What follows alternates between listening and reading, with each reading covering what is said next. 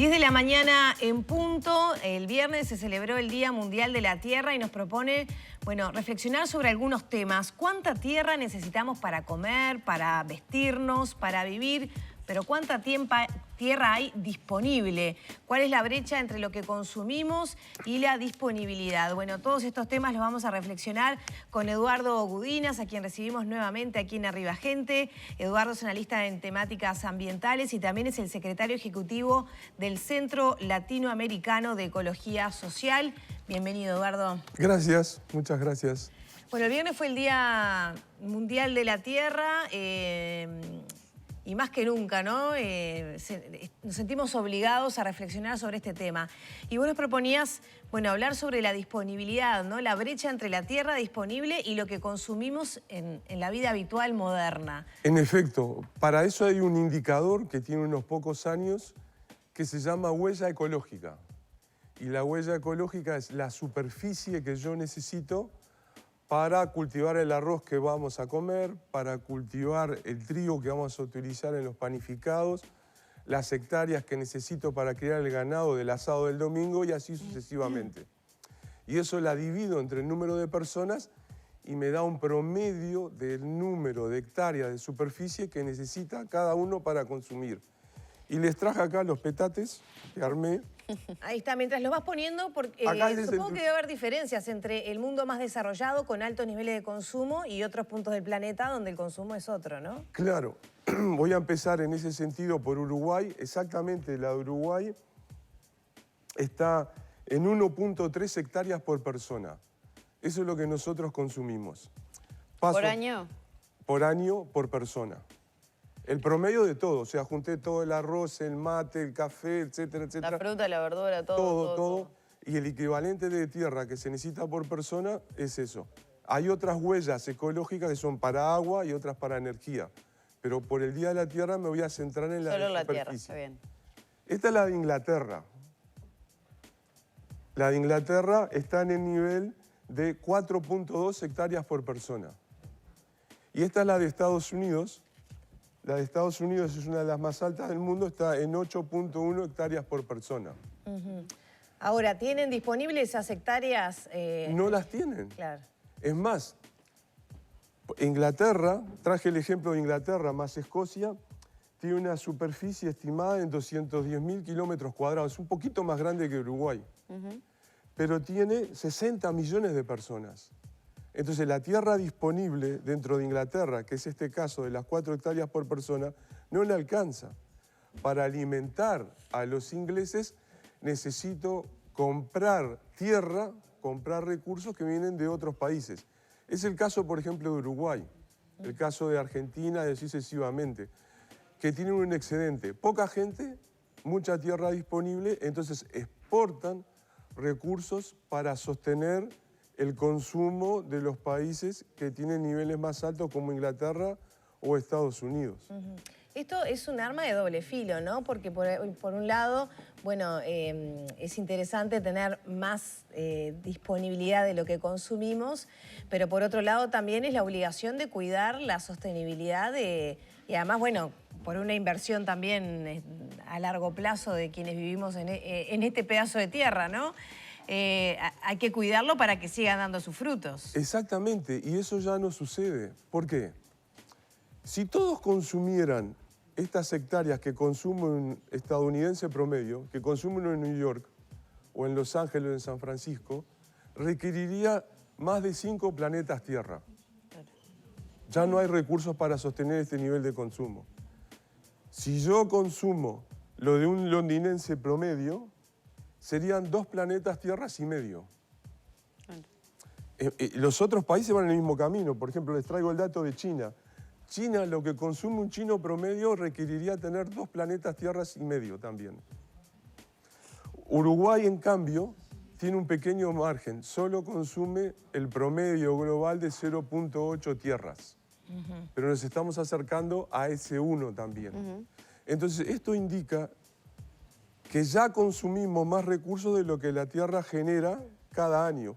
De hecho, el promedio global es que en el año consumimos una tierra .75. Y que cada año se va adelantando eso un poquito. Hace un par de años Exacto. hacíamos un móvil con el tema que hasta hoy se habrían consumido todos los recursos disponibles que hay en la Tierra. Este año va a ser en julio probablemente. Cuando lleguemos a julio ya nos consumimos todos los recursos que la Tierra generó hasta diciembre. ¿Qué quiere decir eso? Exacto. Y quiere decir que yo ya me comí toda la fertilidad nueva que se generó en la Tierra, toda la reproducción que hubo, por ejemplo, en pesquerías, en crecimiento de bosques, en fertilización natural, y entonces paso a apropiarme, a quemar, a utilizar lo que tenía guardado de años y de siglos anteriores. Y ese es el deterioro que se genera año con Ahí año. está, el impacto, ¿cómo es?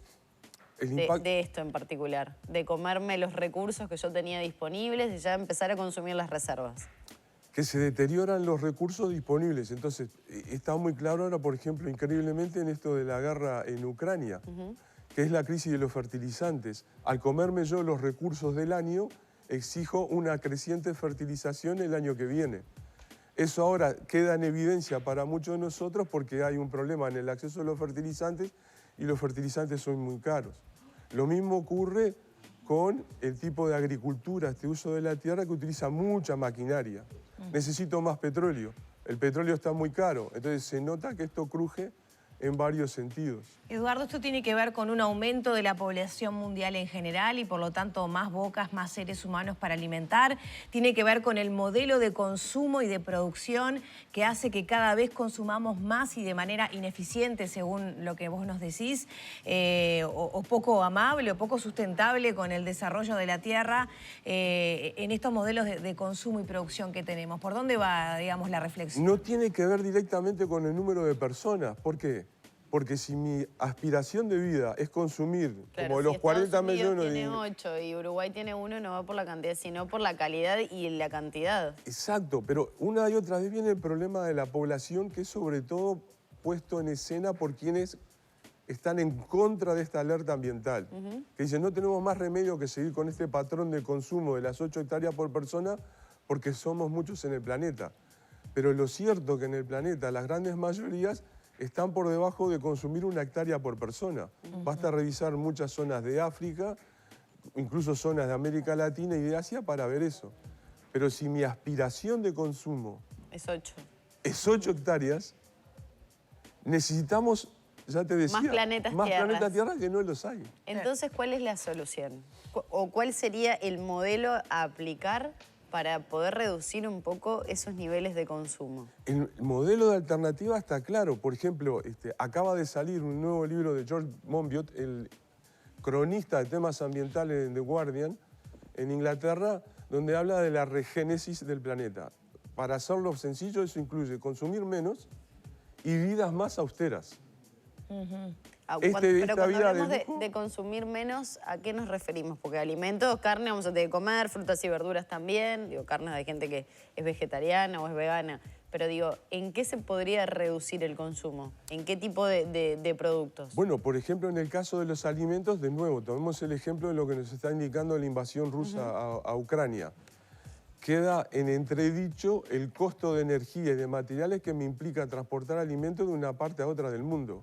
Fíjense ustedes que la crisis de trigo que afectará al norte de África, incluso países más del sur de África como Nigeria, que venían de Ucrania, están pensando en ser provistos desde la India, desde Canadá y Estados Unidos.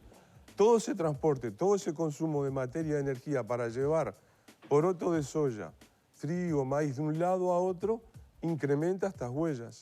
Entonces, un regionalismo en lo que como, una estacionalidad en lo que como, habrá fruta de invierno, fruta de verano, seguir importando contraoferta de frutas o de alimentos contra estación no va a ser posible y así sucesivamente. Sí, también podemos hablar de los desperdicios, del mal Tal consumo, de los insumos que lleva la elaboración de alimentos procesados, por ejemplo, Exacto. que también lleva, ¿no?, a quizá el desperdicio de algunos otros alimentos que podrían ser consumidos de manera más verdadera, por llamarle de alguna manera, o más primaria, ¿no? Sí, para los más veteranos, recordarán, yo tengo la sospecha de que comíamos mejor. Tal vez algunas cuestiones de preparación o de higiene tuvieran sus problemas porque se hacían en la casa y podía haber cierto lío. Ahora, el traspaso a la alimentación procesada, embolsada, en caja, etcétera, etcétera, conlleva problemas de calidad de esa alimentación y también de una caída de la diversidad. Para los más veteranos recordarán que a la hora del almuerzo probablemente la sopa o el acompañamiento de los tallarines era diferente de una casa a otra por diversidad de recetas, secos, etc. Pero si ahora todos compran el sobrecito, es todo lo mismo. Claro. Claro. Traías unos mapas por ahí que veo. Sí, Me gustaría que aprovechar los minutos también para era ver para estos otros acentuar la materiales que has diferencia. traído. Este es el caso de Uruguay. Y este es, por ejemplo, el caso de Inglaterra, que ustedes ven que países con superficies comparables, ¿no? Yo me tomo algunas salvedades para hacerlo más simple, pueden tener huellas ecológicas muy distintas. Y entonces, este ejemplo de las huellas ecológicas diferentes es clave. Ustedes tienen países de gran huella, por ejemplo, les decía, Estados Unidos está en 8.1, Inglaterra es la de 4, Alemania también es de 4, Rusia es de 5. Rusia tiene una huella ecológica de 5 hectáreas por persona. ¿En China cuánto era? En China Debe estar similar a Estados Unidos, ¿no? es 1. Perdón, 3,8. No, menos. Es un poco menos que en la de Inglaterra. Eduardo, ¿qué margen tenemos la población común y corriente de pensar en la huertita en casa, de revalorizar las quintas, ¿no? El consumo es estacional, más local? Es algo que a mí me llama mucho la atención, a veces incluso me desvela un poco. ¿Qué probabilidad tenemos de hacer un cambio nosotros con la decisión de cada uno cuando vemos que los grandes tomadores de decisiones con poder en el mundo, esas decisiones no van en esta dirección que venimos hablando, ¿no? De ir generando cambios a gran escala que permitan ser más generosos, que no sé si es el término correcto, porque en realidad es ser justos nada más, ¿no? Con las próximas generaciones y lo que les va a tocar de la tierra. Yo creo que son estrategias por capas. Hay una primera capa que es asegurar, por ejemplo, la alimentación dentro de los propios países, salvando ciertas cosas. Por ejemplo, en Uruguay no vamos a plantar banana por las características del clima, etc. Pero contribuir a esa suficiencia alimentaria. Eso está en riesgo en los países de América del Sur porque se han especializado en convertir el alimento en una mercancía de exportación. Entonces tú tenés ahora países como Colombia, o Perú, y el caso más dramático es Venezuela, pero Colombia exporta 2, 3, 4 productos, café, cacao, banano, y el resto de la alimentación que antes la cultivaban en su propia tierra no lo hacen porque sus tierras están aprovechadas para esos cultivos de exportación. Claro. Esta tensión la acaba de vivir Argentina, ¿no? Hay una intencionalidad del gobierno de Argentina de poner unos ciertos topes y restricciones a la exportación de trigo porque el productor argentino con los altos precios del trigo mandaría todo para afuera, arrastraría el precio dentro de Argentina y así sucesivamente. Esa es una capa. Hay otra capita por debajo que es lo que dices tú, que es ¿qué puedo cultivar yo en casa o qué puedo cultivar en el barrio? Sí, allá donde sea posible. Decisiones que puedo tomar, de comprar en un lado y en otro no, yo qué sé, ahora estamos hablando de los orgánicos. Y mientras hablamos de los orgánicos, también hablamos de gente que no está llegando a fin de mes y lo orgánico es más caro, o sea, ¿no?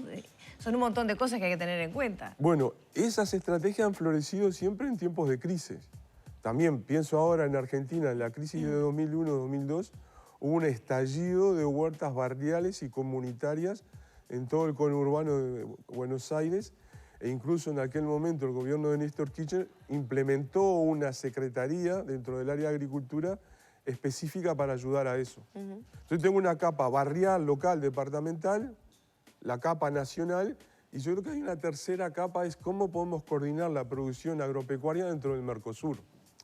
Porque si los 4 países compiten a ver quién exporta más soya a China, eso también tiene repercusiones dentro de la canasta de alimentos nacional, que es lo que vivió ya Brasil desde el año pasado, cuando aumentó el número de personas malnutridas y mal alimentadas. Ahora- Entonces, ¿qué alimentos podemos coordinar en su cultivo y su comercialización con las naciones vecinas? Que por internos nos decían, bueno, pero si vivo en un apartamento y tal vez no tengo el espacio, ahora se han creado y creo que en ese sentido se repensaron hasta las huertas verticales, cosas de tener colgadito y poder ir plantando ahí lo básico por lo menos, ¿no? Están las azoteas. Lechuga. Bueno, pero hay También, lugares que no tienen azoteas habilitadas como para ese tipo de cuestiones, ¿no? pero eso tendría que hacerlo ya la Intendencia de Montevideo. Eso es parte de la política Bueno, ambiental. se había intentado implementar así en la zona de La Blanqueada, ¿no? Las huertas Bueno, eso era una iniciativa de los barriales. vecinos que tenían problemas porque... De nuevo, no era vuelvo al habilitado. caso de la guerra, pone todo esto en cuestión.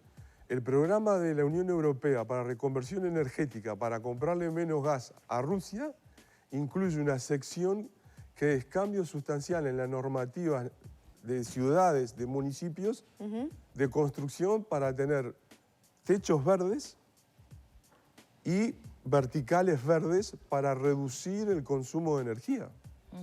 Entonces eso también se puede hacer en nuestros países. Me da el miedo ese que pasarán 10 años hasta que acá se decida copiar lo que están haciendo los otros. Veremos qué pasa. Muchas gracias, Eduardo. Gracias a ustedes. Cerramos por acá la charla con Eduardo Gudinas a propósito del Día Mundial de la Tierra. Ya pasan 16 minutos de las 10 de la mañana.